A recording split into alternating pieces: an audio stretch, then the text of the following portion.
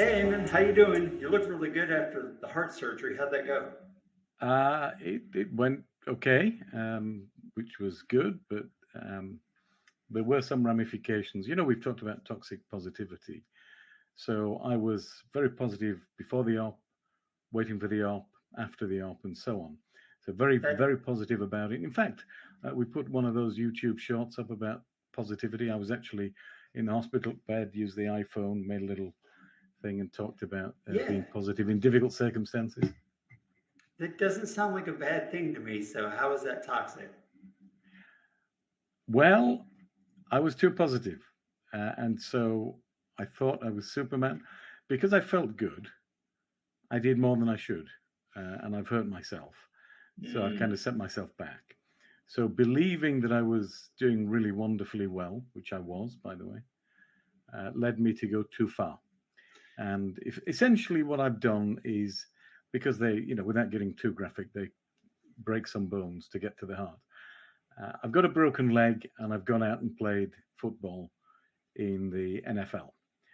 Not a good idea, right? Let the leg settle, let the bones settle. So I've got wires wrapping the bones together, and I put stress on them because I felt good and lifted things I shouldn't. So in that case, it is toxic positivity in the sense that my belief that I was doing great was valid and justified, but it led me to do more than was sensible at the time. So you can kind of convince yourself of things that really are not sensible. And so when we're talking about toxic positivity, I think it's more unrealistic rather than toxic. So it's not toxic as such, but it's a term that people use, toxic. So in my case, having a very high level of positivity and doing well after the surgery and so on, I'll tell you something in a second that made me laugh, led me to go too far with physical activity. For example, uh, you know, I was told that after 6 to 8 weeks, I'm not quite 4 weeks into this yet, 4 weeks in a few days. After 6 to 8 weeks, I should be able to lift, get this, a kettle to pour, right? That's not a lot of weight, but I lifted a lot more than that because I felt good before then. And in fact, I had a cardiac rehabilitation nurse come to assess me a couple of weeks ago. So this is 2 weeks post op. And she said to me, at this stage, we kind of like people to be able to do about 5 minutes walking. And I said to her, well, I did 75 minutes yesterday. And she looked at me like, uh, what did he say? And then she repeated, so, we kind of like people to be working up to about 5 minutes of walking by this stage and then build up to 10 minutes in the next couple of weeks. So, so I've gone way beyond, and certain things I could do. So walking is a function really of the heart pumping, no problem. It's all good. But the broken bones, the seven bones, need time to heal. And because everything else felt good, I just did things that I really shouldn't. And so, in that sense, that was where the toxicity comes in, the unrealistic expectations. If you went to the gym and you've never been before, and you decided you were going to bench press, I don't know, 250 pounds, you're probably going to hurt yourself. So if you build up to that, you'll be able to cope. But if you try to do it day one, not a good idea. So that's where that came from. So although there is pain there, everything else is good. And the pain is actually good benefit because it's reminding me there are limits physically to what you can do. Within those limits, I'm positive about them and I'm going up to them and so on. But there are points beyond which it is not safe to venture. It's just a bit of common sense, right? Common sense. Gotcha. As you know, like I'm an active investor in a number of things. And something that I've learned over the years is for traders, I'm not a trader. Like if I believe in a company or something, I buy a product and hold on to it. But I've seen and watched a lot of traders. And the problem is they get overly optimistic about what's going to happen. Yes. And so when their good sense should be telling them now is probably a good time to get out of an investment, they don't. And so what happens is they lose. And that applies to pretty much anything in life. Like you need to know when you've reached the end of life of whatever idea or whatever it is that you're doing, or in your Mm. case, whenever you've reached the limit of what your health should allow. But I'm like you, I'm an overachiever. I tend to want to Yeah. do too much. So I have to be careful about that too. If I get Yeah. sick, don't get up too soon. Don't start pushing too soon, or don't push too hard and end up getting sick, because that happened to me a couple of winters ago. I was already exhausted, but we had an ice storm, which is pretty rare here where I live. And I'm like, oh, I'm fine. I'll grab the shovel and I'll shovel all the ice off of the porch, which that would have been enough because we have a fair sized deck. I'm like, oh, well, I finished the deck. Let me go ahead and shovel the whole driveway. And so I did. And so by the time I was done, I started off exhausted, and I ended up just completely wiped. And I got sick for like 5 days after that because I didn't know when to stop. Well, no, I knew when to stop. I just didn't Yeah. stop. And so, yeah, in that way, what you're describing is toxic positivity. Oh, I got this. I can do this. No, no, that was going too far. And you need to know where your boundaries are and where your limits are. You know how many people die in winter doing that kind of thing? You were lucky in that sense, just being poorly. What you said about the trading reminds me of that Kenny Rogers song, The Gambler. You got to know when to hold them and know when to fold them. And although that's a kind of a cheesy song, it's good advice, because there are points at which you've reached your natural limit, whatever that may be. And that limit may be, as the example you've given there, an investment that has run its course and now is the time to withdraw. And that over optimism is a killer. And it is that sense of over optimism, I think, that I would describe as toxic positivity. It's an unrealistic view of what is possible. And we kind of talked about that in one of the other episodes. I can't control the CEO to make them give me a $5 million rise. I can control how I behave around them, what I contribute, and so on. But over optimism would be to go in and demand the big pay rise when there's no justification for it, and then walk out and kind of throw in the towel and hand in your notice and so on. So, although this is not really, I don't like the word toxic, but it is a term that other people are using at the moment, which is why we're using it. And if you remember, we read some newspaper articles not long ago they were talking about this particular phenomenon where some people are just so immersed in the world of positivity, they're forgetting that there is some realism to be had. It's good to know what's possible. It's good to be positive about it, but it's also good to have a little bit of common sense, even if it's just down to how long it will take you to achieve. I can bench press 250 pounds, let's say, if I allow myself the next 18 months to build up to it from a standing start. It's not realistic for anyone to assume they can go in and do that on the second day they've been to a gym. It's just not realistic. I can be I positive that I can like achieve it. Go ahead. Yeah, I like that a lot. Don't set limits on what you can accomplish. Just be realistic about the time The time scale. scale and the effort it's going to take to do that. Don't tell yourself, oh, I'll never be able to bench press 250 pounds. Of course you can. Of course you can, but not today. So Yeah. just keep working up until you get there. And I'm with you. I don't like the word toxic, not because there's anything wrong with the word itself, but it's Mm. overused. It seems to me that people use the word toxic to refer to anyone that disagrees with them. Now, if you don't like my perspective, you're toxic. No, I just disagree with you. So, whereas something that's actually toxic is harmful. My disagreeing with your perspective is not harmful, it's just my own opinion. Take it or leave it. So, I agree with you. I don't like the word toxic positivity, but being unrealistic is certainly something people need to avoid. And I also understand why people use the phrase because it's the common phrase. But just be careful, I would say, who you apply the term toxic to, and make sure you're not just using that as a way to write off or dismiss someone's opinion because you don't like what they have to say, because that is actually a toxic trait. But if someone is really being negative or harmful or whatever, of course, yeah, that is toxicity and you need to avoid it. Well, I think we've touched on the point that it's really about the time scale, what I did that hurt me wasn't a problem if I'd done it later, a few weeks later. Might have been just 3 weeks difference, because I'd be able to cope with the weight. But there's something that Tony Robbins says about this, which I think kind of feeds back into this question of it's the time scale for the achievement of something rather than whether you can achieve it at all. And he says most people underestimate what they can do in a decade, but they overestimate what they can do in 12 months.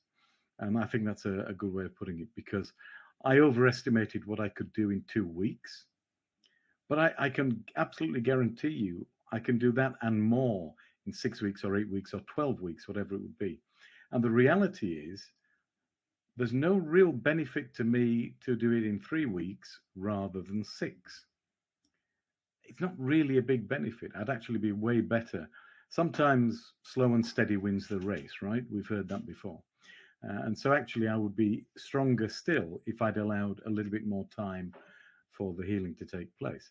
As it is, I've set myself back. I don't know if I'm seeing the doctor tomorrow. I don't know if there's permanent damage. I don't think so, but it will certainly knock me back. So instead of gaining 3 weeks, I probably lose 5, which is kind of that's a bad deal.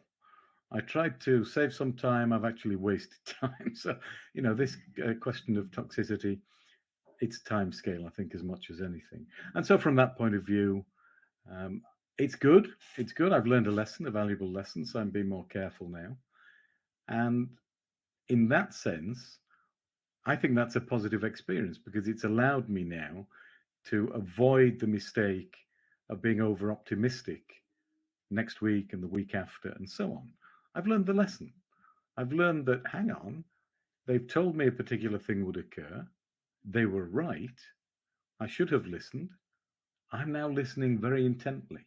So that's a good thing. So again, we're back to being positive about what has happened. Although in most cases, people would say, well, you've hurt yourself and maybe set yourself back. That's not a good thing. It is a good thing, because if I'd continued on that same path, I could have done some really serious damage. I'm talking serious damage. So this has prevented me, at the cost of a little pain, from doing something really bad. I'll take that deal. I will take that deal every day of the week. A little bit of pain now to avoid major problems later. I can live with that. I think that's a win-win, personally. So I'm back to that sort of positive attitude about the whole thing, but with a little bit more realism and common sense, if I can put it that way. Well, I agree with Eckhart Tolle, who said that suffering is the fastest path to enlightenment. Yes. I didn't say it was the best path, but the fastest. So 2 things. One, I'm sorry you're dealing with that, but I do appreciate the fact that you're willing to use your own experience as a teacher for other people who might have to think that. And who knows, you may be able to prevent someone else from making the same mistake. So if we make a mistake and we live to see another day, it's always a good thing to try to help other people avoid the mistake we made. And 2, it's interesting timing, because I was just having this conversation with Beth yesterday, the day before, because she, like me, we're both overachievers. So we have to remind each other of the need to relax, and that the world isn't going to end today if we don't finish this thing today. So we help remind each other of that. And she's writing her second book, as you know, and finishing up some revisions to get it off to the editor. And she's been so intensely focused.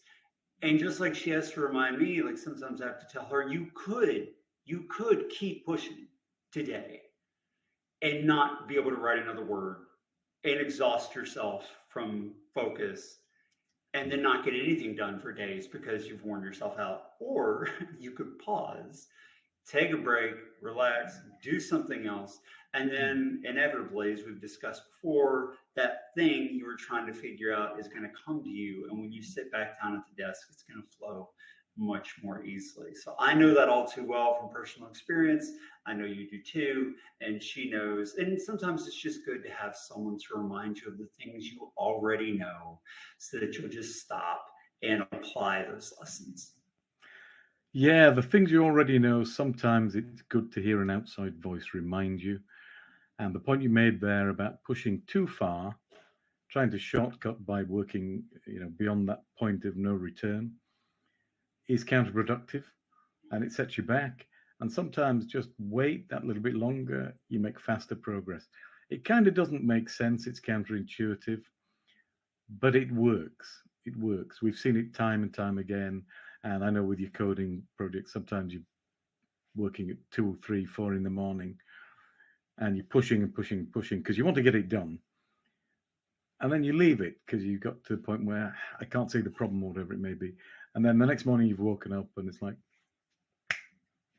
of course, So it's taken you 5 seconds after waking up, but you've pushed for hours the night before, and you get this diminishing return. So sometimes, and this actually comes straight back to the question of timescale rather than toxicity. Sometimes we push so hard, we make the timescale work against us, and it's easy to fall into that trap. Very easy to fall into that trap, particularly for people who tend to be high achievers. It's a really, really easy trap to fall into. But if you can be realistic about those things, the time scale, allowing yourself a bit of breathing space and so on, being realistic about what is possible, ironically, the progress is so much faster. It's the old story about the tortoise and the hare. It's like slow and steady wins the race again. It doesn't make any sense. And yet, okay, that fable was kind of made up, of course. But in real life, sometimes it's true. Sometimes it's true. Sometimes you've got to hustle like crazy, sometimes. But very often, the time it will take is the time it will take. And you just have to be willing to go with the flow.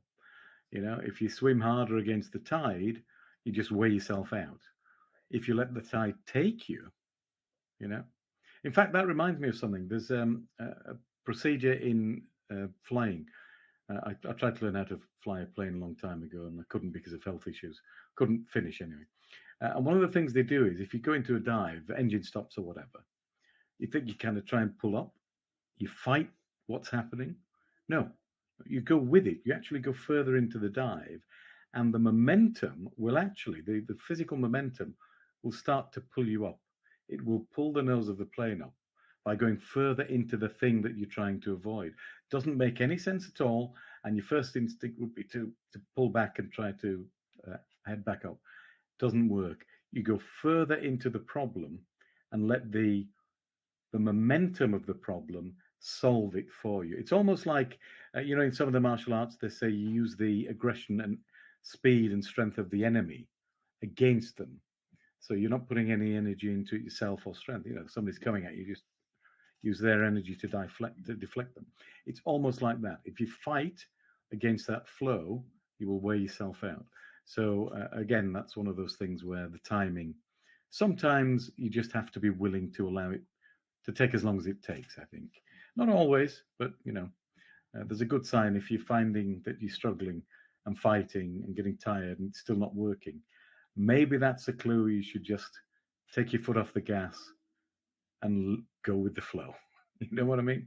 Mm-hmm. Yeah. You should always be of the mind that you can solve the problems, but you should also recognize that when you come up against one that you cannot, that accepting that is better than fighting against that. So sometimes you run into something, there's just nothing you can do, and accept that you can't fix it and sit with it and let it be until something changes. Now, don't think that, well, this is just going to be this way forever. Don't get that attitude, because circumstances change. You may be having to put up with it right now, but something might change in the future, and you don't know how near that future will be. And then you see your opportunity to change and to fix a problem. So if you're not aware or not keeping your eyes open for change because you have such a negative attitude about the current circumstances, you won't see the opportunity to fix it when it arises. But if you have an unrealistically positive attitude, a toxic positivity about you, you're still not going to fix it. And because you think you can fix it with the circumstances you have right now, you're also going to miss the opportunity when it comes by because you're not looking for the change that's going to help you solve the problem. So both are negative. And again, I go back to Eckhart Tolle. He talks about most people think of the ego like you think someone has an ego problem, they think too highly of themselves. And it's true, that is true. But he says if you think too little of yourself, that's also an ego problem because you're too focused on yourself and what you think you can't do. It's a reverse ego driven issue. And also, you think the whole world is paying attention to your insecurities and problems when they're not. So it's still a function of ego, whether your personal self esteem is too low or whether it's too high to the point where you look down on other people. And that's why I like to use the mantra I don't look down on anyone, including myself. So keep it on a balanced level, and you'll be much better off at solving your problems. That's been my experience. Balanced level. That you see, that point you made, a couple of points you made there were really good. So we're talking about practical mindfulness and motivation and positivity in this series. We've just sort of talked about negativity for a while. The thing you said earlier that really resonated for me was unrealistic positive expectations and negative expectations. Both of them are at the extremes, and both of them, therefore, are no good. What we're looking for is that balance that you mentioned, where you're balancing realism with positivity. You can achieve things, you can make changes, but you also have to be realistic about it. So people who are preparing to run a marathon, for example, and again, we're talking about physical things here, but the principle is the same. They have to prepare. In some cases, it might take them a year to prepare. You know, they'll start doing a 1K race, and then they'll do a 2K race, work to a 5K race and do a few of those. And they build up, and they have to time it so that they're about ready when the marathon is due. They don't just walk into it and have a go. You know, they got to deal with it. Negative belief will stop them doing it. Too unrealistic positive belief will make them hurt themselves by not preparing properly. So this question of balance that you mentioned, really, really critical point, I think. But also, I think the average person would tend to have their balance off center more towards the negative side. So although we're encouraging people to be more positive, we're not saying don't be ridiculously positive, but equally, you know, there's a lot of negativity anyway. Just let's not nudge the bar a little bit towards the positive side. And so I think those are important points to take into account for anybody who's trying to improve their outlook on life generally, whether that's for personal career reasons or, you know, for physical development in the gym or learning a new language and they might be scared they can't do it. Anything that you're trying to achieve, it's good to start with the belief that you can, a realistic belief. That does not preclude you from having to do work. Of course you do. But it does mean you believe you can do the work, right? Because if you don't think you can do it, you won't even start. What's the point? If I can't achieve that, why would I even start? That's the negative side. So these extremes are no good for anybody. Ridiculously over-optimistic positivity, which we've called toxic, or bad negativity, they're rarely correct. You know, I mean, they're wrong on both counts. For most people, they are wrong. So why listen to either of them? Just try to balance a little bit more carefully. It's funny that, I'm sorry, both modern and ancient wisdom talk about these things. Like more modern, for example, are you familiar with Judge Judy? Yes. Yeah. When I was a teenager, she was super popular. Like everybody watched. I can't even remember the name of the show now, but Judge Judy, small claims court judge, people would come in, they would televise it, and whatever she decided, they agreed to abide by. Wasn't a real court, but it looked like one, and the people who decided to use this court agreed to abide by whatever the decision was. So, but Judge Judy once said, like, when something bad happens to you, give yourself 72 hours to mourn. You know, be in the dumps about it, be unhappy about it. You need that time to recover. So, but after that 72 hours, get up, brush yourself off, and get back to it. Because staying in that low point for too long is not going to help you. But if you don't give yourself any time, that's going to hurt you too. And that reminds me of the ancient wisdom back to Bible days with in the Mosaic law, like way back, not even Jesus' time, way back there, thousands of years ago. In the Old Testament, the rule was when somebody died, you mourned for 40 days. Like that was it. You had 40 days and then you needed to get back to it, right? So like everyone would respect and understand that you like they wore the sackcloth and ashes, dressed in black, shaved, but like they did all the ceremonial things to show they were in mourning. But then when the time was over, they got back to life. And I'm not telling anyone how long they should or should not mourn. It's just the principle of recognizing that you have a time period that you should take when something negative happens to you. Don't pretend everything's rosy still. It's not. Something bad happened. Give yourself time to deal with it. But also recognize that there is a limit to that time when you do need to get up and move on. And one of my favorite analogies in regards to that is imagine you're walking into a building and you see someone who's fallen on the sidewalk. Now, you're a good citizen, so you walk up to see if they're okay.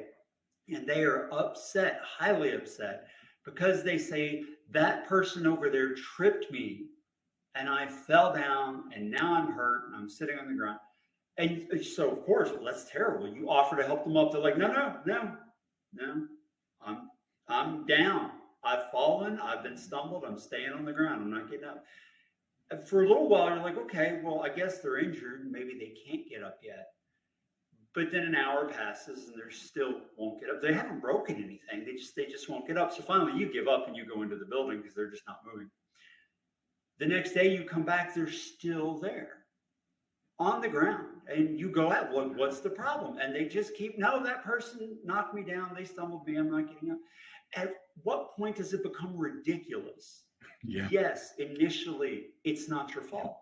It's someone else's rightly to blame, and you're not wrong for being upset about what that person did or whatever your life circumstances were that knocked you down.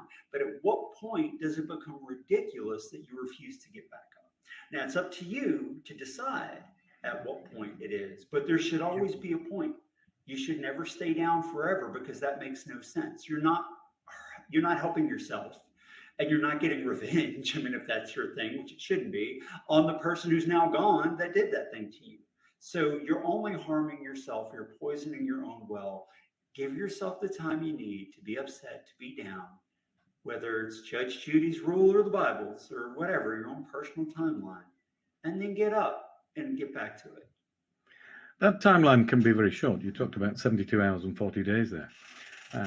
In my own case, I discovered something the other day. It was kind of okay, and finding out, thinking about it and looking into it changed the situation. So in my case, I checked my blood pressure. It was very high. So normally you think that's not so good. So initially I'm thinking this is now worrying me because, okay, 3 weeks on from open heart surgery, very, very high blood pressure. I need to see somebody about this. So I made the appointment. The appointment is for tomorrow. And then I did some research. And I'll tell you what the research said. But just take a guess. Did the research make me feel negative or positive? Have a wide guess. A guess. But very high blood pressure. The problem sounds bad. High blood pressure, you just had heart surgery. That sounds bad, but I don't think you would be bringing this up if the end result was negative. So I'm going to say that your research was a positive thing. So what was it? It's weird. It's weird. For this particular surgery that I've had, if you have normal to low blood pressure after the surgery, your outcome and chance of death is far higher. And I mean a lot higher. If your blood pressure is high, the outcome, counterintuitively, and the longer term prognosis is way better. Now, there's a bit in between. You have to go see your doctor, which I'm doing, and they will give you hypertensive medication, antihypertensive medication, so blood pressure medication. They deal with it with the medication. But the fact that the blood pressure has increased is an excellent sign for the long-term likelihood that you're going to be alive. It does not sound sensible at all. When I read more into the What's the research, thinking about that? Like, why is that true? well, I looked into that, and as far as they can tell, because they're still not 100% certain, because your heart is now stronger and pumping properly, and it has a bigger stroke volume, you're pumping more blood through the veins or arteries, I forget which. So, of course, there is more pressure, but it's because your heart is stronger. So you deal with the pressure with the tablet, but the fact that your heart is that much stronger means it's likely to survive longer. And so initially, put the machine on. It's a good quality one. It's quite a medically approved one. So I was sure it was accurate. And I saw the numbers, and it's like, oh, let me do this again. Are those numbers real? So you wait a few minutes, hit the button. Oh, wow. Yeah, that number's. I'll test it again later. Let's do a few to see. The number remains high. So first call is to the doctor, because you've got to be sensible. The second is, Mr. Google, let's have a look. What is going on? And then there's the research. And the first research is lower blood pressure has higher mortality rates and worse outcome. I'm thinking, what? That doesn't make any sense. Click, read through, cut through a lot of the medical jargon, all that kind of stuff. Okay. Stronger heart, pumping more blood, going through the same channels. So if you pump more water through a hose pipe, the pressure's got to go, it's going to be higher. But it means the thing pumping is stronger. Okay, so we deal with that with medication. You've got a strong heart now.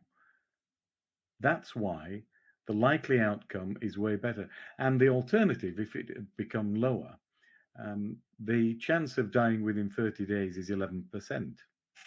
That's the chance of dying 30 days after the surgery is 11%. I was like, what? That's ridiculous. And within a year, it was something like, I don't know, I can't remember, 13 or 15%. So relatively high. But if you look at the alternative, which is the one I've got, the percentages just drop. You can forget them, essentially. So the initial reaction is, okay, that's not good. I've got to deal with it. Then the research and the information, so we're doing some information gathering, says that is good. Now I can be more positive about what's going on. And I've still got to deal with it. I've got to go see the doctor. I've got to get some medication. The information on its own and the positive feeling about it on its own is wonderful, but it's not enough on its own. I've got to take some action. The action is see the doctor, let them measure the blood pressure, let them prescribe, take the tablet, right? So the positivity is great, makes me feel wonderful, but on its own, and we said this in the previous episode, you've got to do something. It's okay to be positive, but take the step that's required, or the 2 steps, or the 3 steps, or whatever it may be. Do something. Positivity is great, but on its own, you can sit in this nirvana and never do anything. So positivity, great thing, combined with action, big positive, wonderful thing. And I think that's at the back of this initial conversation about toxicity is unrealistic expectations, bad thing. Unrealistic expectations or even realistic expectations without any follow-up action, still a bad thing. Do something about it, whatever that may be. Learn the language, learn the coding, try an experiment, go see your doctor, whatever it may be. The action amplifies the positivity. Yeah. So that's what I would say to anybody watching. Bear in mind, you can be as positive as you like, but you've still got to take a step towards the goal you're aiming for. You've got to do something.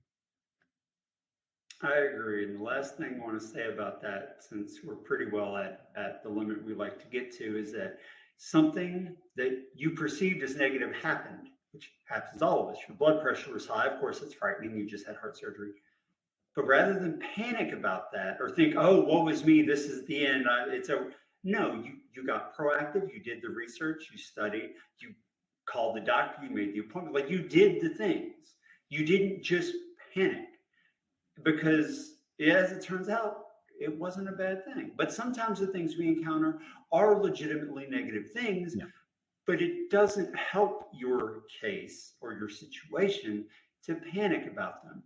What can you do in this moment? What steps can you take? And here's the thing, I'm a big believer that any action is better than none at all in most situations, because even if the thing that you start doing towards the solution doesn't turn out to be the solution, you're actively seeking something often puts you in the place where you find the solution that you're looking for. So, like as a coder, my example would be rather than staring at the screen thinking, I don't know how to do this, I may as well just give up. Okay, I may not know how to do it, but let me just try something. And in trying something, other solutions present itself because I'm taking in more information that lets me know ultimately how to fix the problem. Like Edison, right? If he made the light bulb once and failed and said, well, I guess that's not going to work, he where would we be? Took him 1,000 times to do it, but every quote failure taught him something. So just because something negative happens doesn't mean we should give up. Actively seek the solution, and it will turn out better. In your case, it certainly did. Well, when you're frozen with fear, you're not going anywhere. So, was it Roosevelt or somebody said fear's the enemy? That panic shuts down thinking. So in my case, and you're right, I wasn't panicking about it. I was positive that I could find out what needed to be done. I might not have liked what needed to be done, but I would find out what it would be. And in worst case scenario, if I'd found out that there is nothing to be done, at least I would have known what the situation was. I could have avoided situations which would make it worse.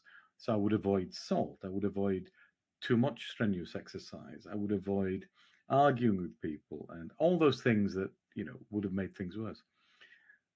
But when you have the solid belief that you'll be able to find out whatever can be done, then you go looking for it. But if you're totally frozen in fear, you're going to stand there and move nowhere. And nobody wants to be in that position. They don't want to stay there frozen to the spot. They want to move away from whatever the problem is, but the fear roots you to the spot. And actually, positivity in that case, that there will be something that can be done. Maybe not 100%. You might only get 10% of what you want, but it's better than none. Like you said, any action is better than none. And that does require a bit of a positive belief that you will be able to find something, or somebody will be able to find something. I might not have had this research available to me some years ago because, Google hasn't been around forever. I would have had to speak to the doctor. In my case, I've found it today and I've spoken, made the appointment as well. But 10 years ago or 15 years ago, I wouldn't have known, but I would have known enough to speak to the doctor about it. So the panic stations that you talked about there really do glue you to the spot and are rarely beneficial. They may be a natural reaction, but finding out what is possible and then looking at the alternatives, that's a good thing. And it does require just that little bit of belief that there must be something, whether it's 10% solution or 80% solution or 100% solution. And in my case, honestly, it feels more like 110% solution. It's better than I expected. I mean, honestly, to find out that not only is it fixable just with the tablets, but that I have a far better prognosis for life outcome because of this. It's like I just won the jackpot again, right? I won it again. I found out this is good. When I found out about the problem with the heart, initially it's like, oh, okay. Not for long. It didn't take me 72 hours to deal with it. The next feeling was, again, I've just won the jackpot because they have a fix for this. And the fix solves the problem. It solves the problem. Now, it does introduce other problems, like a big scar down the middle. I don't care. But the problem I was having, so I couldn't even walk 30 feet, it solves that problem. So when I found out, did the research and did the questioning of the doctors and so on, yeah, there's a solution. I've just won the lottery here. Okay, I've won.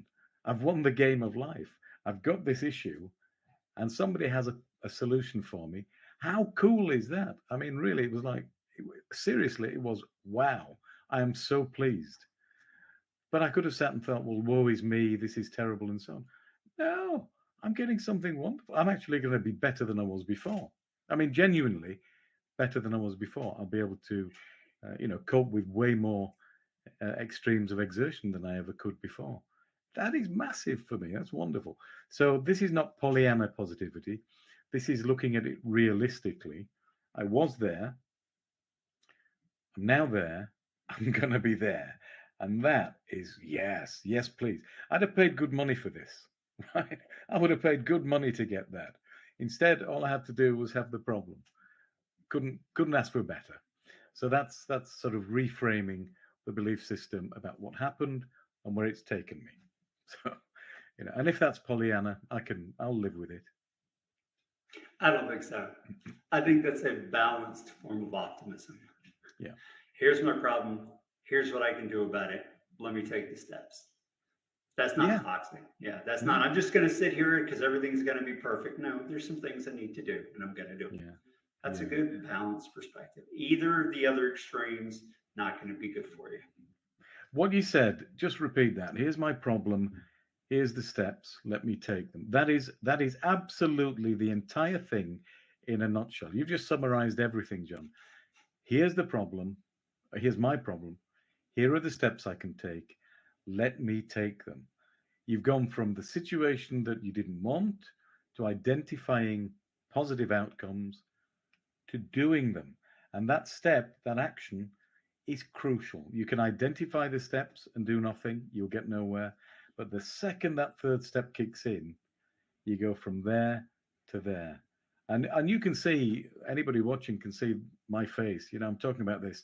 I'm beaming about this. I'm actually seriously happy, right? This is not just, I'm not putting this on. I can't. I'm over the moon about it, really. I took action. Now, okay, I had to go to the surgeon and they did the clever stuff, right? But I had to go to them and say, yes, please, and all that kind of thing, go through the tests and what have you.